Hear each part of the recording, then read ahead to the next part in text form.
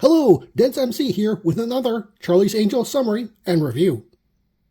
Broadcast on February 15th, 1978, Mother Goose is Running for His Life is the 22nd episode of the second season. The owner of an old toy company is being targeted in an escalating series of accidents. The Angels are hired to find out who's to blame, a toy maker whose creepy designs are being rejected, or a rival toy company that wants to buy him out. This episode features Murray Matheson as Mother Goose toy company owner Leland Swinnerton, Clifford David as toy designer Gordon Roclair, and Gilbert Green as mobster businessman Tony Phelan. Also in this episode is Don Knight as industrial spy Jack Orwell, Vincent Duke Milana as doomed spy Larry Wilkes, and Bobby Jordan as Wilkes' ex-fiancée Donna. Interesting scene of the episode is when Chris is invited back to Tony Phelan's mansion to pose for a toy idea. She's posing with her hang glider wearing a very skimpy outfit. What kind of toy is Phelan trying to make?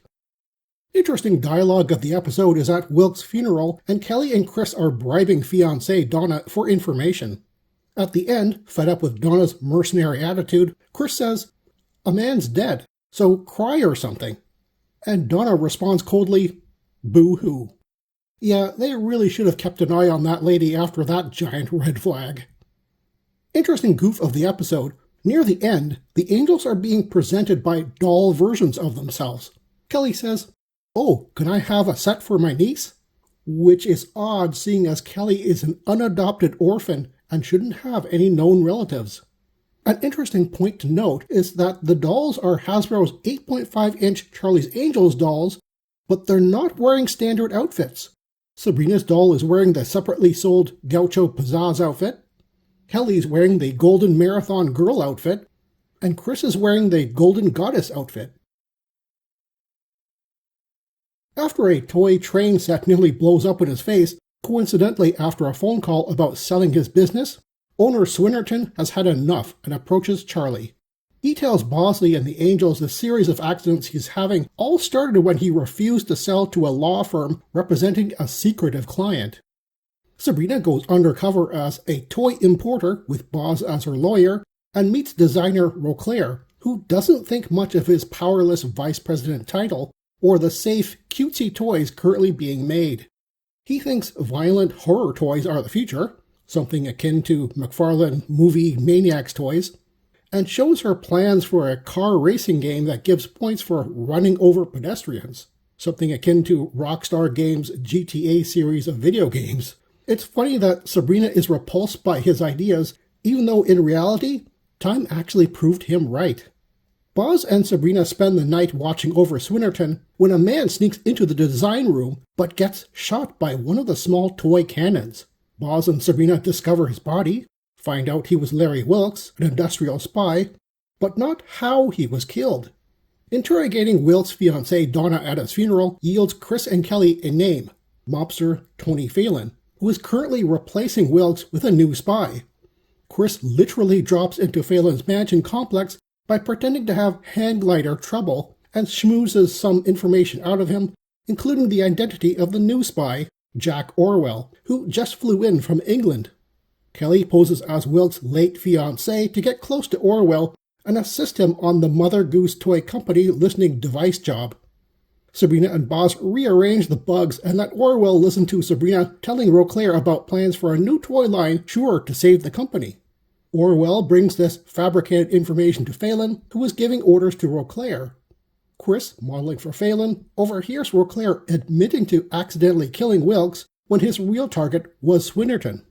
Donna approaches Orwell in a pub, introduces herself as Wilkes' real fiancée, and offers to sell him information.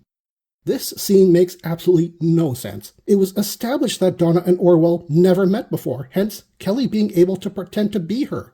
How would Donna know what Orwell looked like, much less which pub he frequented, when he's normally based in England? Anyway, Orwell figures Kelly for a cop and takes her at gunpoint, telling her to drive their surveillance van away with Boz secretly in pursuit. Kelly's bad driving attracts a police officer, So before they pull over, Orwell throws his gun out the window. Stopped. Kelly tells the officer she's being kidnapped, while Orwell tells the officer it's just a lever spat, until Boz shows up with the recovered gun. Sabrina sets a trap for Roclair, telling him that she knows the location of the new toy plants. All the while, Chris is spying on him, dressed up as one of the many giant dolls in the design room. Considering he was pacing around the design room waiting for Sabrina's call, I'm doubtful Chris could have stayed still all that time, but whatever. She swaps the plans with fakes, which infuriates Phelan, and rushes over to the Mother Goose Toy Company to kill him. Meanwhile, Boz and the Angels catch Roclair leaving and try to get a confession out of him, but he escapes into the design room. Phelan and one of his goons get caught by the Angels, while Roclair gets shot by his own toy cannon, the one he rigged earlier to kill his boss Swinnerton. Sabrina finds Roclair on the floor, but Chris assures her that he just fainted, as the barrel of the small toy cannon was blocked by her chewing gum. Back at the Townsend office, Boz reports that Phelan is being criminally charged, and Roclair is undergoing psychiatric evaluation. Pleased with his new company-saving toy line, Swinnerton presents the Angels with dolls that look like them. An interesting case, but a really ridiculous way of investigating it. Wilk's death should have been investigated by the police, which should have led them to the bullet-shooting toy cannon and thus Roclair. When Kelly and Orwell bugged the Mother Goose Toy Company, he should have been arrested before he left and given a plea deal to rat out Phelan. And then there's the disgust that Swinnerton and Sabrina have with Roclair's horror-inspired toys, an attitude which was very much shared by parents of the 60s and 70s. It's the reason G.I. Joe became an adventurer rather than a soldier during this time. But, as I said in the spoilers, time proved them wrong, and kids handling a little edge to their playtime can be just as healthy as an appreciation for classic toys. IMDb gave this episode a 7.3 out of 10, and while I'm inclined to rate it lower, Chris's outfits more than makes up for it. Good morning, Charlie.